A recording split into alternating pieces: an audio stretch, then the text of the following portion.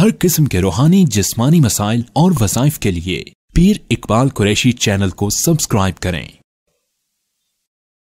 सूरह कौसर का एक अमल दे देता हूं आपको मुख्तसर सा। ये बड़ा है, खास तौर पे आज के इन दौरों के अंदर जब इंसान से कोई नेमत छीन ली जाए और कोई नेमत इंसान से सलब कर ली जाए, जैसे आज हम देखते हैं फ़लस्तीन के हालात भी, आज पूरी दुनिया के अंदर मुसलमानों से भी नेमत छीन ली गई है और मुसलमानों को या किसी भी इंसान को उस नेमत से, इख्तिदार से, इख्तियारात से महरूम कर दिया गया हो। तो कोई भी ऐसी परेशानी हो जिसमें आप ये चाहते हो कि आपको अल्लाह ताला उरूज दे, तरक्की दे, इज्जत दे, तो आप सूरह कौसर के इस अमल को करें। ये ऐसी सूरत है जिसमें खालिस्तन तौर पे जिक्र रसूल और मकाम रसूल अल्लाह ने बड़ी अजमत के साथ बयान किया है।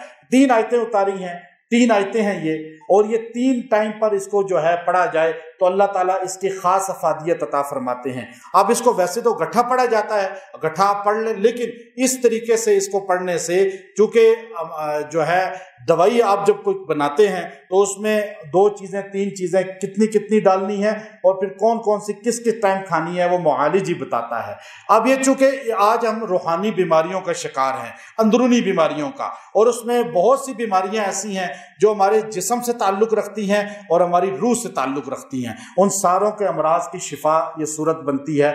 आपके दुश्मन आपको तंग कर रहे हों और आपको पस्त कर रहे हों, फिर जिसकी औलाद ना होती हो उसके लिए भी ये बहुत तिरे बहदफ सूरत है। फिर इसके अलावा जो मकाम मनसब आपसे छीन लिया गया हो उसको वापस लाने के लिए और अपने मुखालिफ को अंजाम तक पहुंचाने के लिए ये सूरत बड़ी बेहतरीन है। आप इस सूरत को जो है सूरह कौसर को पढ़ें। इसमें 3 चीज़ें हैं, पहला मकाम मुस्तफ़ा है, दूसरा मिशन मुस्तफ़ा है, तीसरे में अंजाम दुश्मनाने मुस्तफ़ा है। अब गोया कि जो नबी सल्लल्लाहु अलैहि वसल्लम की पहली आयत में शान मुस्तफ़ा है, मैंने आपके साथ मुख्तसर अभी बताया बयान में, हालांकि अभी तो बहुत लंबी है लेकिन टाइम नहीं इतना।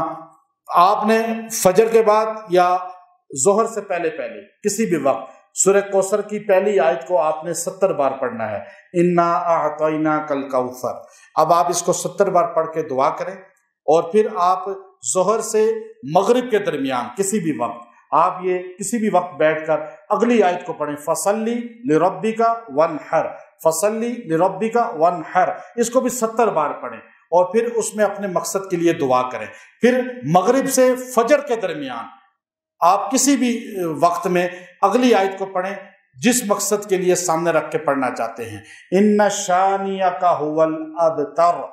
आप 70 बार इसको पढ़ें और यूं दुआ करें। 7 दिन लगातार इस तरतीब के साथ अगर इस सूरा को पढ़ा जाए, जिस मकसद के लिए भी दुआ करेंगे अल्लाह ताला उस मिशन को, उस मकसद को तकमील तक पहुंचाएंगे।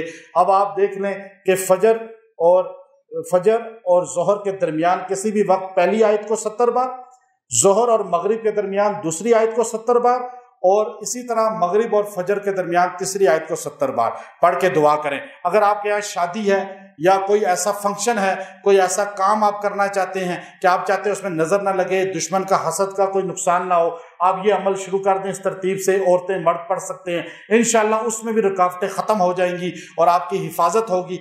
ऐसे कई पिंडालों की, कई इज्तिमाओं की, कई ऐसे जलसों की अल्लाह के नेक लोग हिफाजत कराते रहे हैं और यह हिसार का भी बड़ा मजबूत अमल है। व आखिरु दावाना अनिल हम्दुलिल्लाहि रब्बिल आलमीन।